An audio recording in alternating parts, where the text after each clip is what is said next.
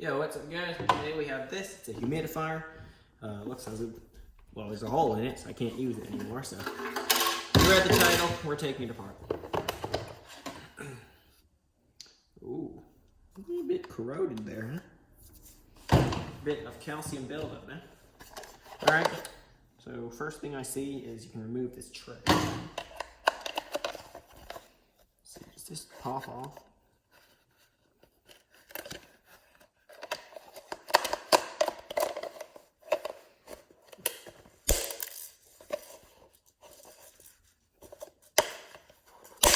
In a way, yeah. Looks like there's a screw there holding it in.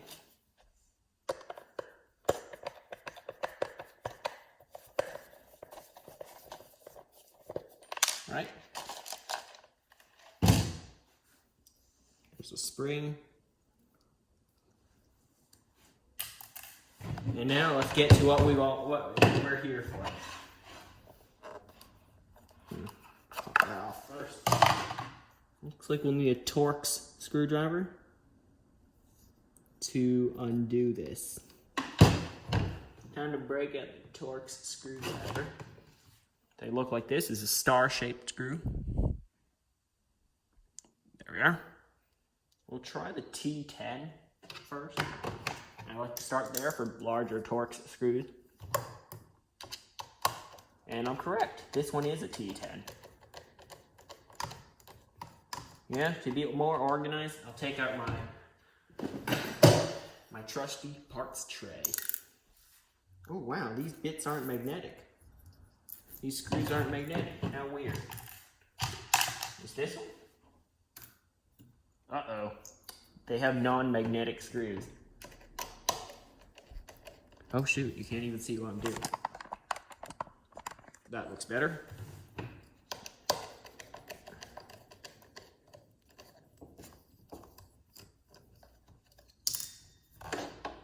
This should allow me to, oh, some broke off. This should allow me to remove the front panel. Guess not.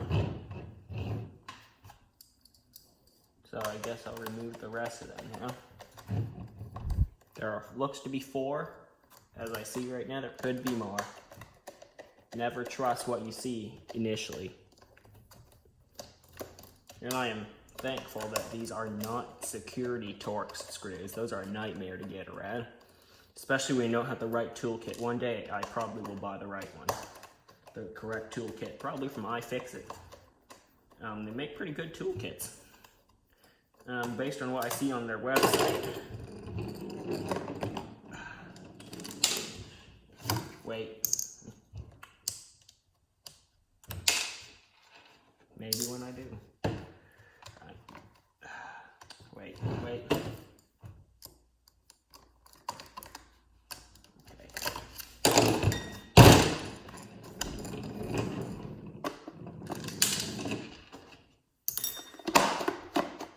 Looks like I need to remove the front panel. Looks like we're gonna have to break out a flathead screwdriver.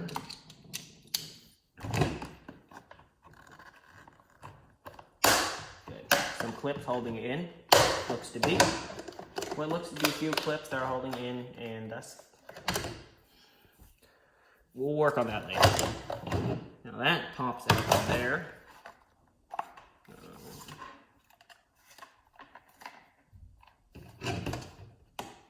This looks as if it pops off with a few clips. Yes, it does. This looks to be the chimney. At least that's what I call it. The chimney of the humidifier. Now there's some standard screws, what I like to call Phillips head type screws, which all of you probably call that as well. Odd how they don't use, it's odd how they use non-magnetic screws in this thing.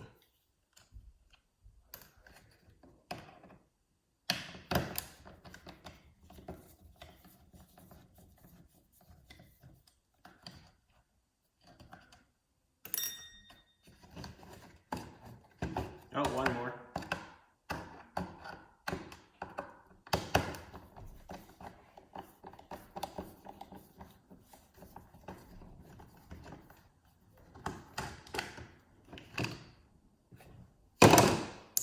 Here's the other part of the chimney.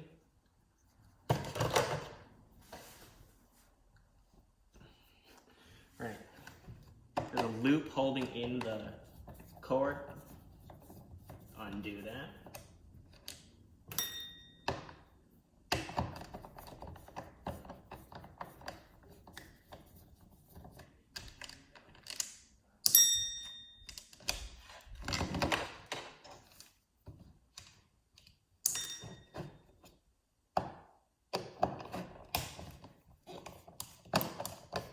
And there's more screws holding in the boiler. That's what I call it. The heating element, that's actually its name. The heating element. Okay, finally a magnetic screw. What's the point of me buying a magnetic parts tray if it's not even it doesn't even hold magnetic screws, you know?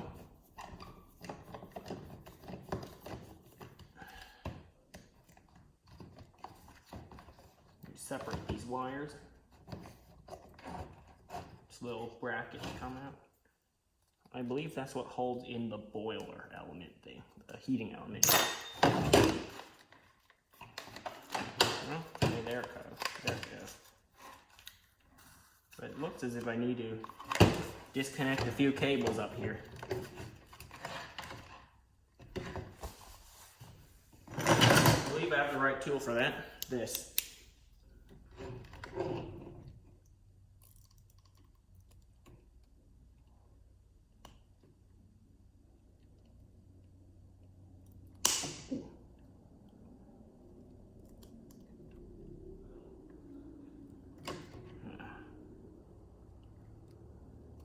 See.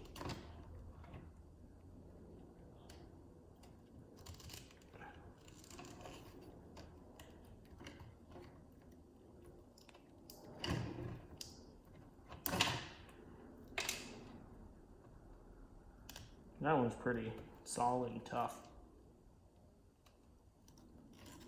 Okay, I got a grip on it. Oh, no, it's gone wrong.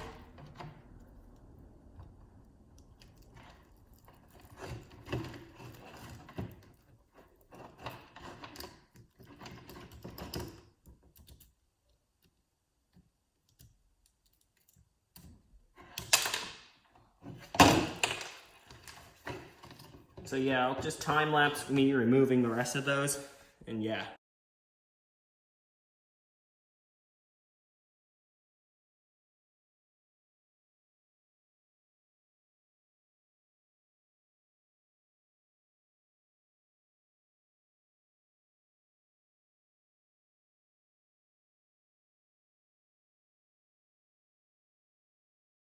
All right, I got it apart, and look, there's an individual board that when you turn this wheel, it turns as well.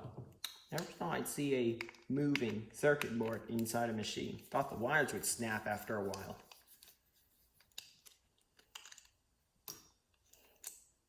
And of course it contains a light. So, well, yeah, it has a light to illuminate what option you have chosen. There's a few screws on this switch.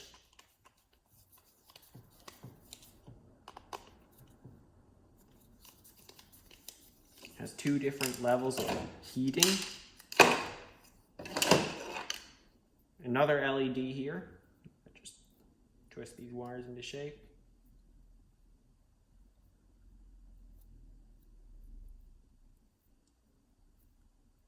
Wait a second. Good. There's a screw in there. I'll remove it.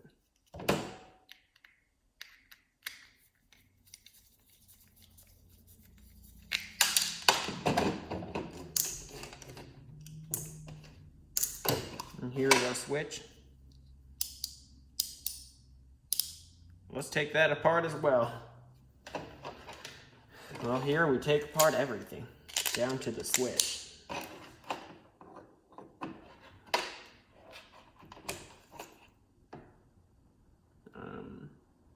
All right, I'll need a smaller screwdriver.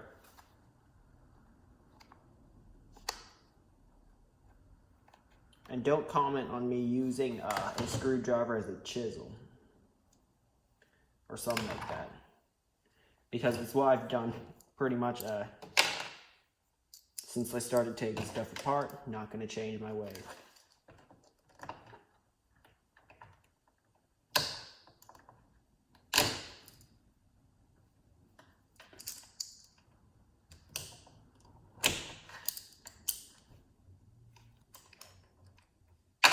Looks to be some insulation.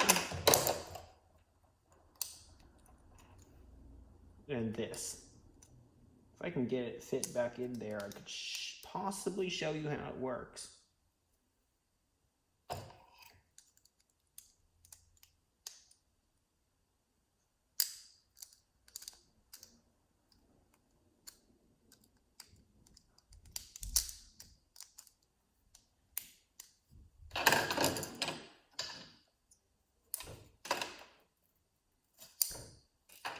I can remove all the wires from it. Cool. Well, not really. Still trying to.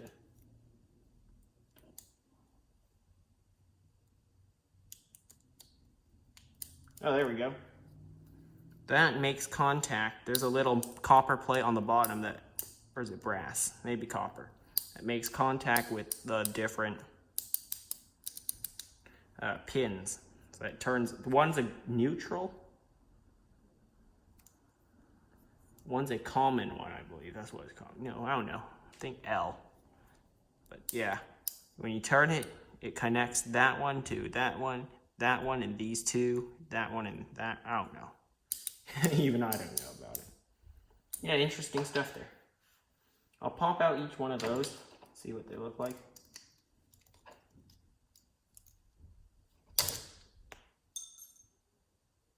Whoa. Hang on.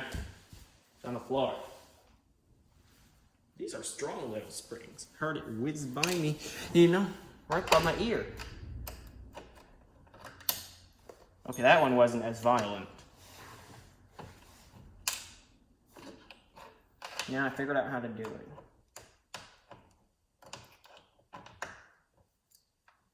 Yeah, that's better. Doesn't fly right by me.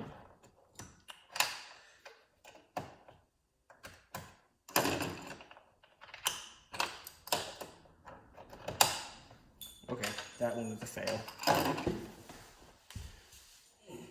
But yeah, there's 4 of these little contacts in there. We'll see if they're magnetic.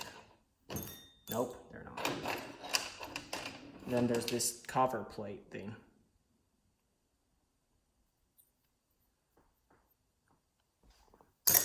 Which is magnetic. And then you have wires sticking off it, and I believe a piece of insulation. Now, this is the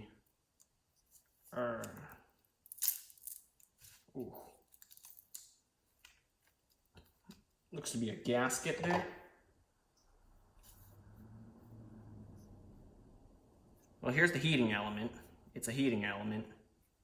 Guess nothing that special about it. It heats stuff up. Yep.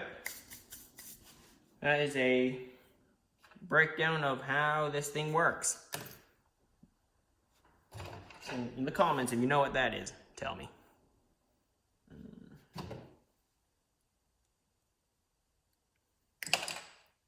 Actually, not the wire. You're gonna say wire? No, that's not it.